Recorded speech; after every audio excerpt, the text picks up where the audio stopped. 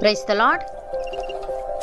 ఈరోజు దేవుని వాగ్దానము, లోకము తన కుమారుని ద్వారా రక్షణ పొందుటకే గాని లోకమునకు తీర్పు తీర్చుటకు దేవుడు ఆయనను లోకములోనికి పంపలేదు. యోహాను సువార్త 3వ అధ్యాయము 17వ వచనము. సహోదరి సహోదరులారా, ఈ వాక్యం యేసుక్రీస్తును ఈ లోకానికి పంపడంలో దేవుని యొక్క ఉద్దేశాన్ని తెలియజేస్తుంది. యేసుక్రీస్తు ఈ లోకానికి తీర్పు తీర్చడానికి రాలేదు కానీ రక్షించడానికే వచ్చాడు అనే వాస్తవాన్ని ఇది నొక్కి చెప్తుంది. రక్షణ అనేది క్రైస్తవ విశ్వాసంలో చాలా ప్రాముఖ్యమైన విషయం.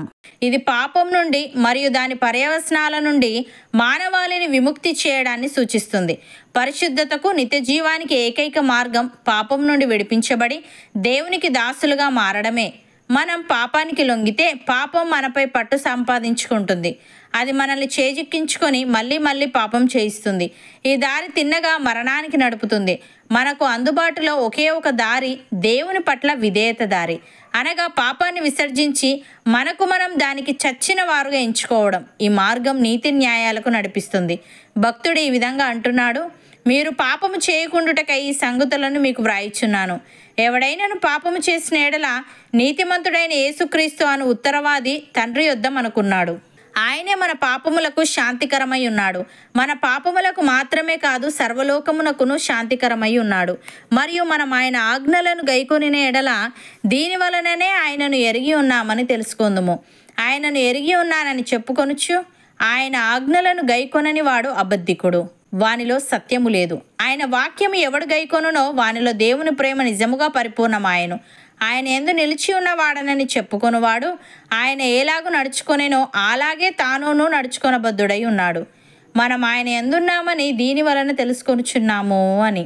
ప్రియులారా, దేవుని కుమారుల ప్రత్యక్షత కొరకు సృష్టి మిగుల ఆశతో తేరి చూచుచూ కనిపెట్టుచున్నది.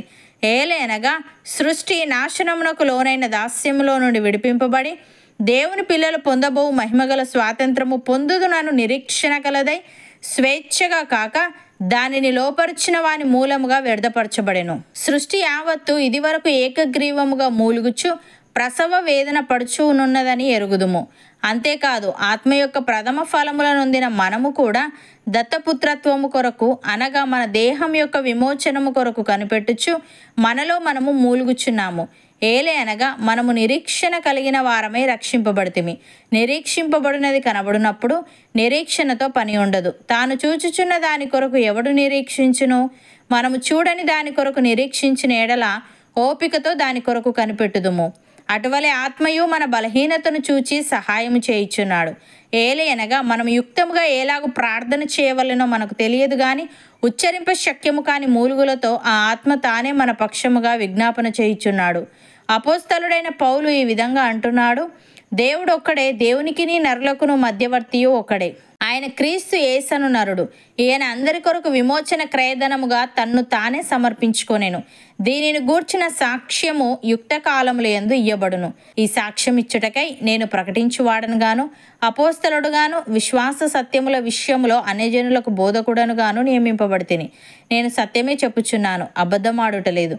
కావున ప్రతి స్థలమందును పురుషులు కోపమును సంశయమును లేనివారై పవిత్రమైన చేతులెత్తి ప్రార్థన చేయవలనని కోరుచున్నాను అని. సహోదరి సహోదరులారా, క్రీస్తు యేసులోనికి బాప్తిస్మము పొందిన మనమందరము ఆయన మరణములోనికి బాప్తిస్మము పొందితిమని మీరెరుగరా? కాబట్టి తండ్రి మహిమ వలన క్రీస్తు మృతులలో నుండి ఎలాగు లేపబడెనో అలాగే మనమును నూతన జీవము పొందిన వారమై నడుచుకొనున్నట్లు మనము బాప్తిస్మము వలన మరణములో పాలు పొందుటకై ఆయనతో కూడా పాతిపెట్టబడితిమి. మరియు ఆయన మరణం యొక్క సాదృశ్యమందు ఆయనతో ఐక్యము గలవారమైన ఎడల ఆయన పునరుత్థానం యొక్క సాదృశ్యమందును ఆయనతో ఐక్యము గలవారమై ఉందుము. ఏమనగా మనమికను పాపమునకు దాసులము కాకుండుటకు పాప శరీరము నిరర్ధకమగునట్లు మన ప్రాచీన స్వభావము ఆయనతో కూడా సిలువ వేయబడెనని ఎరుగుదుము. అవును అన్నవారు నాతో పాటు ప్రార్థనలో ఏకీభవించండి. పరిశుద్ధుడా, ప్రేమగల తండ్రి, లోకము నీ కుమారుని ద్వారా రక్షణ పొందుటకే గాని లోకమునకు తీర్పు తీర్చుటకు నీవు ఆయనను లోకములోనికి పంపలేదని, మనుషుల పాపాలకు రావలసిన శిక్ష నుండి వారిని విడిపించి రక్షించడమే నీ ఉద్దేశమని నీవు తెలియజేశావు. తండ్రి నీకు స్తుతులు. దేవా, నీవు చేసిన త్యాగాన్ని మేము అర్థం చేసుకొని నిన్ను అంగీకరించి నీ ఆజ్ఞలు గైకొంటూ నీలో నిలిచి ఉండే వారంగా ఉండుటకు సహాయము దయచేయమని, మేమికను పాపమునకు దాసులము కాకుండుటకు, పాప శరీరము నిరర్ధకమగునట్లు మా ప్రాచీన స్వభావము నీతో కూడా సిలువ వేయబడినని ఎరిగి నూతన జీవము పొందిన వారమై నడుచుకొనుటకు కృపచూపమని, కోపమును సంశయమును లేని వారమై పవిత్రమైన చేతులెత్తి ప్రార్థించే ఆత్మీయత మాలో ప్రతి ఒక్కరికి నీవే దయచేయమని యేసుక్రీస్తు నామమున ప్రార్థిస్తున్నాము తండ్రి. ఆమెన్.